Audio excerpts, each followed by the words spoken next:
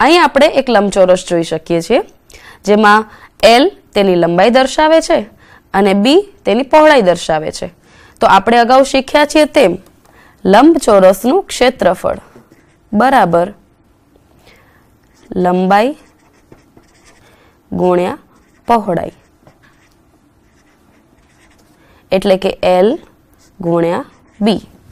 હવે આપણે જાણીએ છીએ કે લંબચોરસના ચારે ખૂણા કાટખૂણા છે એટલે કે આપણે અહીં જે અંતર છે એ લંબ અંતર લઈએ છીએ।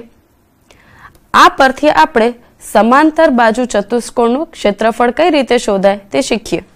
હવે અહીં આપણને એક સમાંતર બાજુ ચતુષ્કોણ દેખાય છે તેનું ક્ષેત્રફળ શોધવાનું સૂત્ર આપણે કેવી રીતે તારવી શકીએ તે જોઈએ। આ સમાંતર બાજુ ચતુષ્કોણના એક બાજુથી લંબ દોરી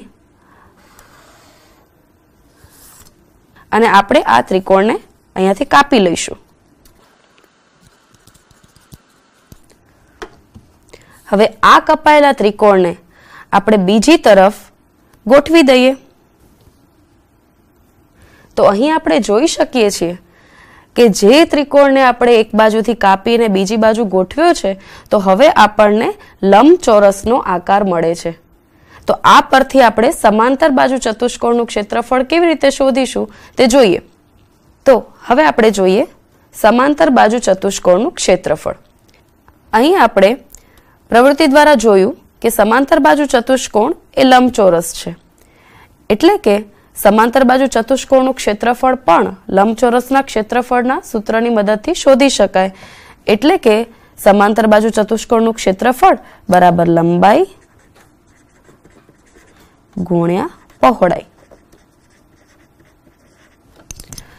અહીં આપણે જોઈએ છે કે સમાંતર બાજુ ચતુષ્કોણની લંબાઈ એ તેના પાયાની લંબાઈ બરાબર છે। તો અહીં આપણે લંબાઈને બદલે પાયાની લંબાઈ લખી શકીએ ગુણ્યા પહોળાઈ। અહીં આપણે પહોળાઈ જોઈએ છે તો ખરેખર તે એની લંબ ઊંચાઈ છે એટલે કે આપણે પહોળાઈના બદલે ઊંચાઈ પણ લખી શકીએ। આપણે ગુણાકારના ક્રમનો નિયમ શીખ્યા છીએ કે તમે પાયાની લંબાઈ અને ઊંચાઈમાંથી કોઈ પણ રાશિ પહેલા લખી શકો તો પણ જવાબ એક જ આવે એટલે કે અહીં આપણે પહેલા જો ઊંચાઈ લખીએ અને પછી પાયાની લંબાઈ લખીએ તો પણ ચાલે। ઊંચાઈનું નિર્દેશન આપણે h દ્વારા કરીએ છીએ એટલે ઊંચાઈ થશે h અને પાયાની લંબાઈ પાયાને આપણે અંગ્રેજીમાં બેઝ તરીકે લઈએ છીએ તો અહીં આપણે લખીશું બેઝ એટલે કે b। તો સમાંતર બાજુ ચતુષ્કોણનું ક્ષેત્રફળનું સૂત્ર થશે h ગુણ્યા b ઊંચાઈ ગુણ્યા પાયાની લંબાઈ। તો આ રીતે આપણે સરળતાથી સમાંતર બાજુ ચતુષ્કોણનું ક્ષેત્રફળ કેવી રીતે શોધી શકાય તે શીખ્યા।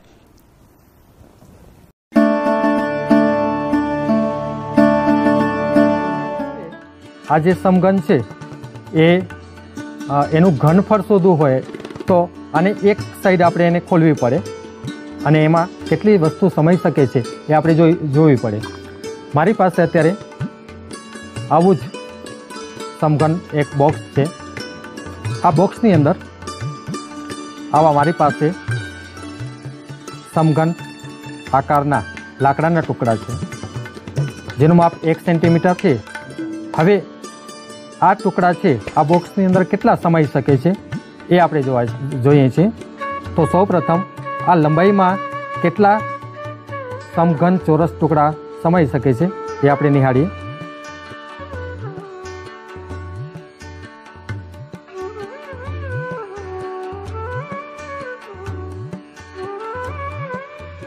ત્રણ દુ 6 અને 3 તેરી 9 એટલે કે લંબાઈમાં 3 છે આ સાઈડની પણ લંબાઈમાં 3 છે એટલે કે લંબાઈ ગુણ્યા લંબાઈ કરીએ તો એના નીચેના તળિયાના ભાગમાં કુલ 9 સમઘન પાસા છે એનો સમાવેશ થઈ શકે છે। હવે એની ઉપર બીજું આપણે થપ્પી મૂકીએ તો ફરીથી એવા 9 પાસાઓ આપણે મૂકી શકીશું। હવે એના ઉપરના ભાગમાં ફરીથી એને પાસાની ગોઠવણી કરીએ આપણે।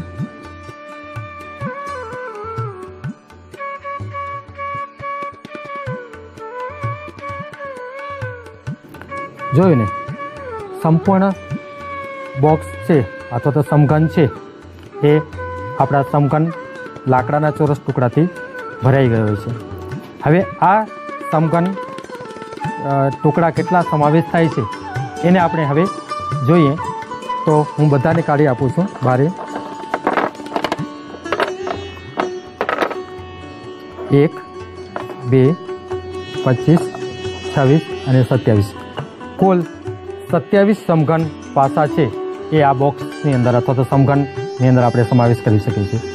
લંબાઈમાં સમાતા સમઘન પાસાની સંખ્યા કેટલી છે? આ લંબાઈમાં આપણે સૌપ્રથમ મૂક્યા હતા તો કે 3 પાસા છે એ આપણે ત્યાં મૂકી શકીએ છીએ. ફરીથી આપણે જોઈએ કે એની બીજી બાજુની લંબાઈ જે છે ત્યાં પણ આપણે કેટલા પાસાનો સમાવેશ કરી શકીએ છીએ? તો ત્યાં પણ આપણે 3 પાસાનો સમાવેશ કરી શકીએ છીએ. અને એવી રીતે ઊંચાઈમાં અથવા તો એની સમઘનને તો એ લંબાઈ જ હોય, પણ આપણે અત્યારે ઊંચાઈ તરીકે સંદર્ભમાં લઈએ તો એમાં પણ કેટલા પાસાનો સમાવેશ થાય એ પણ આપણે જોઈએ. તો ત્યાં પણ કુલ 3 પાસાનો સમાવેશ થાય છે. હવે અહીંયા જોયું કે આપણે કુલ કેટલા પાસાનો સમાવેશ કર્યો? તો કે 27 પાસા. તો જોઈએ આપણે કુલ સમઘનની સંખ્યા છે ત્યાં આપણે 27 લઈએ.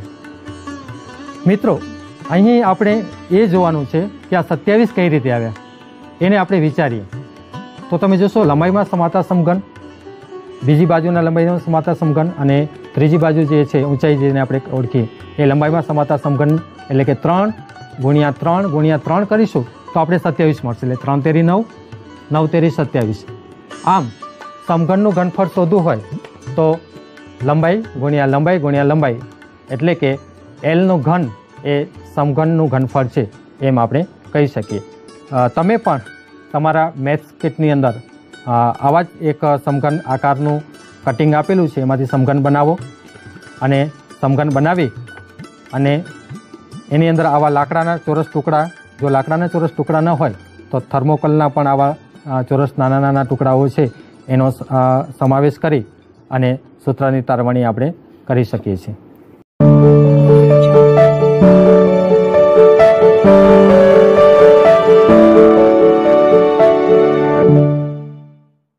મિત્રો, આ નળાકાર છે. કોઈ પણ પદાર્થ એ અવકાશમાં રોકેલી જગ્યા છે એને તે પદાર્થનું ઘનફળ કહેવામાં આવે છે. અહીં નળાકાર છે આકાર એ અવકાશમાં કેટલી જગ્યા રોકે છે તે દર્શાવતું માપ એટલે કે ઘનફળ. ઘનફળ શોધવા માટે આપણે એનો ભાગ જે છે એને આપણે એક ખોલવો પડશે. અહીં એક બાજુ બંધ હોય એવો એક નળાકાર આપેલો છે, એને કાતરની મદદથી આપણે કાપીએ છીએ. એક આખો લંબચોરસ ભાગ જોવા મળશે અને એક વર્તુળાકાર એક ભાગ જોવા મળશે.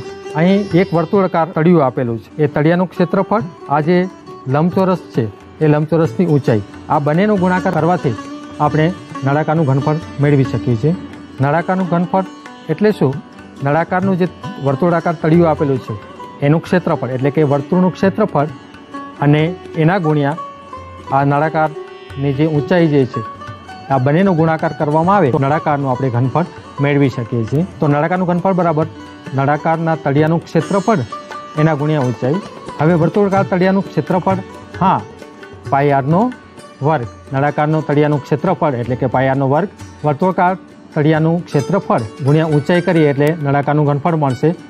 વર્તુળાકાર તળિયાનું ક્ષેત્રફળ છે આપણી પાસે મળી ગયું છે પાઈ આરનો વર્ગ, અને ઊંચાઈ માટે આપણે h લઈએ એટલે કે ગુણ્યા h બરાબર નળાકારનું ઘનફળ પાઈ આરનો વર્ગ h, એવું એક આપણે સૂત્રની તારવણી કરી શકીએ.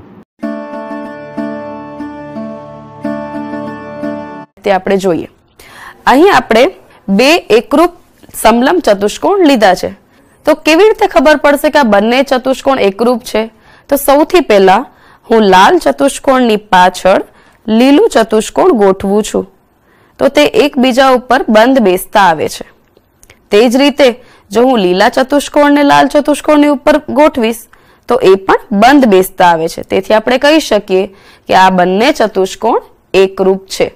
તો બે એકરૂપ સમલંબ ચતુષ્કોણની મદદથી આપણે તેનું ક્ષેત્રફળ શોધવા માટેનું સૂત્ર તારવીશું. અહીં આપણે બંને એકરૂપ સમલંબ ચતુષ્કોણ લીધા છે. આપણે એક ચતુષ્કોણને 1 નંબર આપીએ અને આને નંબર 2. હવે આપણે અહીંયા જોઈ શકીએ છીએ કે જ્યારે બે એકરૂપ સમલંબ ચતુષ્કોણને ગોઠવવામાં આવે તો એક સમાંતર બાજુ ચતુષ્કોણ બને છે. કોઈ પણ બે એકરૂપ સમલંબ ચતુષ્કોણને જ્યારે આપણે વ્યવસ્થિત ગોઠવીશું તો એ હંમેશા સમાંતર બાજુ ચતુષ્કોણ બનશે. અને સમાંતર બાજુ ચતુષ્કોણનું ક્ષેત્રફળ શોધવાનું સૂત્ર આપણે આગળ જોઈ જ ગયા છીએ.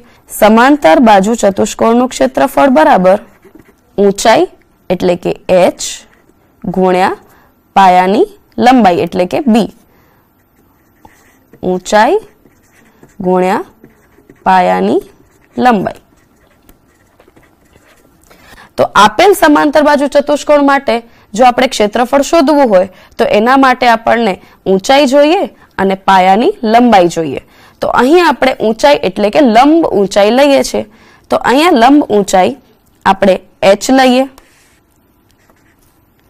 હવે આપણે જોઈ શકીએ છીએ કે સમાંતર બાજુ ચતુષ્કોણ માટે સમલંબ ચતુષ્કોણની સામસામેની જોડ જે છે એ સમાંતર છે અને તેની લંબાઈ એટલે કે એક બાજુની લંબાઈ એક સમાંતર બાજુની લંબાઈ a લઈએ અને તેની સામેની બાજુની લંબાઈ b લઈએ. તો અહીં પણ આપણે જોઈ શકીએ છીએ આ એકરૂપ સમલંબ ચતુષ્કોણ છે પણ પહેલા કરતા ઉલટું ગોઠવેલું છે. તો એની સમાંતર બાજુ નીચેની તરફ a થશે અને ઉપરની બાજુની લંબાઈ થશે b. તો આના પરથી આપણે સૂત્રમાં કિંમત મૂકીએ તો આપેલ સમાંતર બાજુ ચતુષ્કોણનું ક્ષેત્રફળ બરાબર ઊંચાઈ એટલે કે h ગુણ્યા પાયાની લંબાઈ. અહીં પાયાની લંબાઈ થશે b વત્તા a અથવા તો a વત્તા b એટલે અહીં થશે a વત્તા b. પણ અહીં આપણે બે સમલંબ ચતુષ્કોણ લીધેલા છે. જો આપણને કોઈ એક જ સમલંબ ચતુષ્કોણનું ક્ષેત્રફળ શોધવું હોય તો આપેલ ક્ષેત્રફળનું અડધું કરવાથી આપણને કોઈ એક ચતુષ્કોણનું ક્ષેત્રફળ મળે. એટલે કે સમલંબ ચતુષ્કોણનું ક્ષેત્રફળ બરાબર આપેલ ચતુષ્કોણનું ક્ષેત્રફળ એટલે કે h ગુણ્યા a વત્તા b અને ભાગ્યા 2. કારણ કે આપણે બે માંથી કોઈ એક જ સમલંબ ચતુષ્કોણનું ક્ષેત્રફળ શોધવાનું છે. તો આ સૂત્ર જે છે એ સમલંબ ચતુષ્કોણનું ક્ષેત્રફળ શોધવા માટેનું સૂત્ર છે જેમાં h તેની ઊંચાઈ દર્શાવે છે લંબ ઊંચાઈ, a અને b એ તેની સમાંતર બાજુઓની લંબાઈનું માપ દર્શાવે છે. જોઈ શકીએ છીએ a b c d.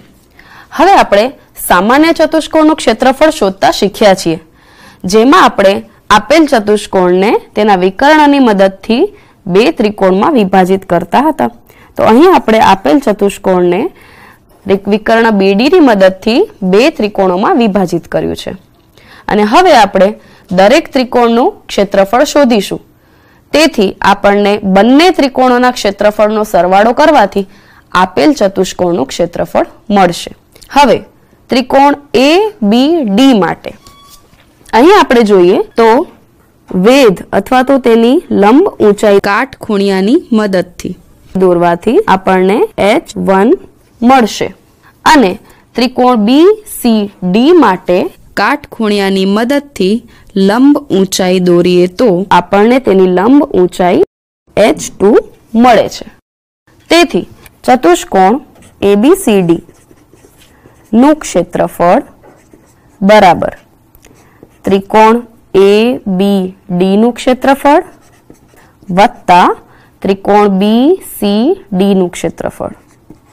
હવે ત્રિકોણ ABD નું ક્ષેત્રફળ આપણે શીખ્યા છીએ શું થશે 1/2 ઊંચાઈ ગુણ્યા પાયાની લંબાઈ એટલે કે ABD નું ક્ષેત્રફળ લઈશું 1/2 ગુણ્યા તેની ઊંચાઈ છે h1 અને તેની પાયાની લંબાઈ છે BD વત્તા ત્રિકોણ BCD નું ક્ષેત્રફળ તો અહીં પણ 1/2 તેની ઊંચાઈ થશે h2 અને ગુણ્યા તેના પાયાની લંબાઈ થશે BD.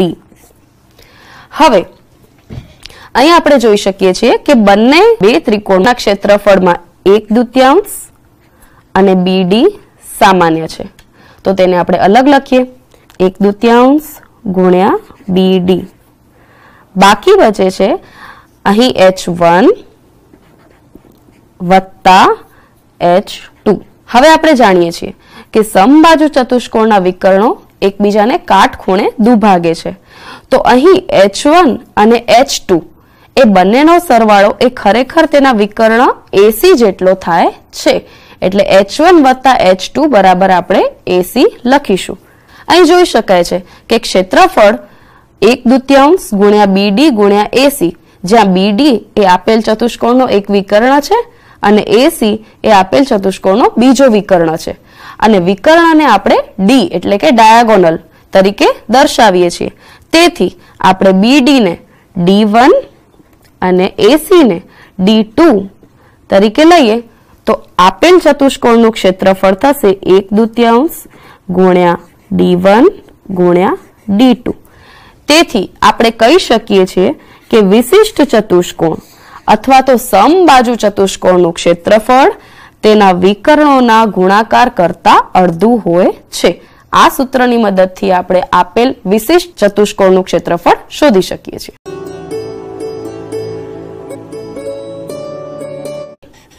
A, B, C અને D.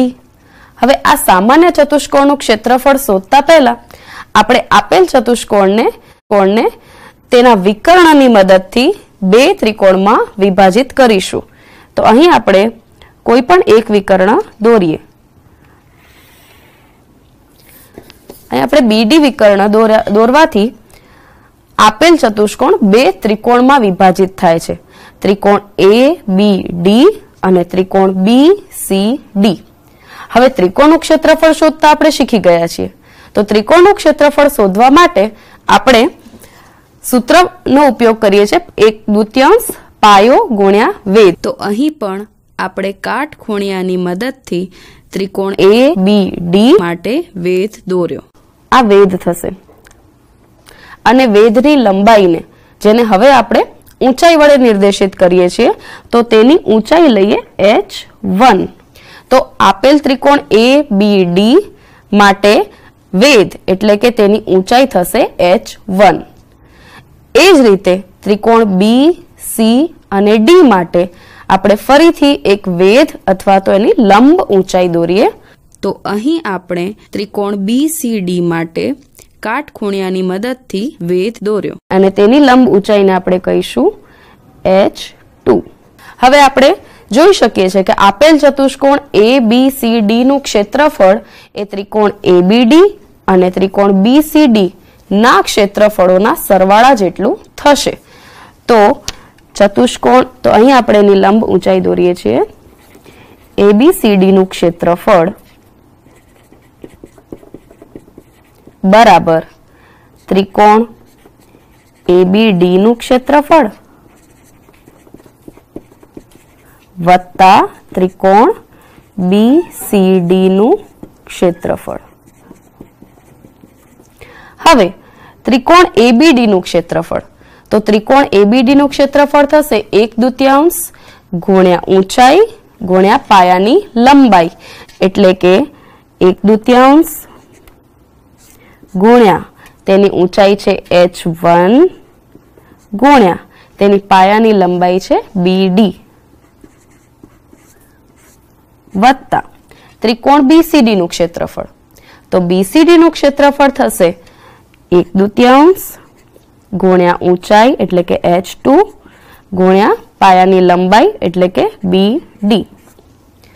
હવે અહીં આપણે જોઈ શકીએ છીએ કે બંને ત્રિકોણના ક્ષેત્રફળોમાં 1/2 અને BD સામાન્ય છે. તો એને આપણે અલગ લઈ લઈએ અથવા તો એને આપણે સામાન્ય લઈ લઈએ. તો સામાન્ય લેતા થશે 1/2 ગુણ્યા BD અને કૌંસમાં રહેશે H1 વત્તા H2. અહીં આપણે જોઈ શકીએ છીએ BD છે તે આપેલ ચતુષ્કોણનો વિકર્ણ છે અને વિકર્ણને આપણે ડાયાગોનલ એટલે કે D તરીકે નિર્દેશિત કરીએ છીએ. તેથી આપેલ ચતુષ્કોણ ABCD નું ક્ષેત્રફળ બરાબર 1/2 BD ના બદલે આપણે D લખીશું કારણ કે તે વિકર્ણ છે અને કૌંસમાં થશે H1 વત્તા H2. તો આ છે એ આપેલ ચતુષ્કોણ ABCD નું ક્ષેત્રફળ છે, જ્યાં D તેનો વિકર્ણ છે, H1 અને H2 એ આપેલ ચતુષ્કોણને બે ત્રિકોણોમાં વિભાજિત કરતા દરેક ત્રિકોણની ઊંચાઈ છે. આ સૂત્રની મદદથી આપણે કોઈ પણ સામાન્ય ચતુષ્કોણનું ક્ષેત્રફળ શોધી શકીએ છીએ.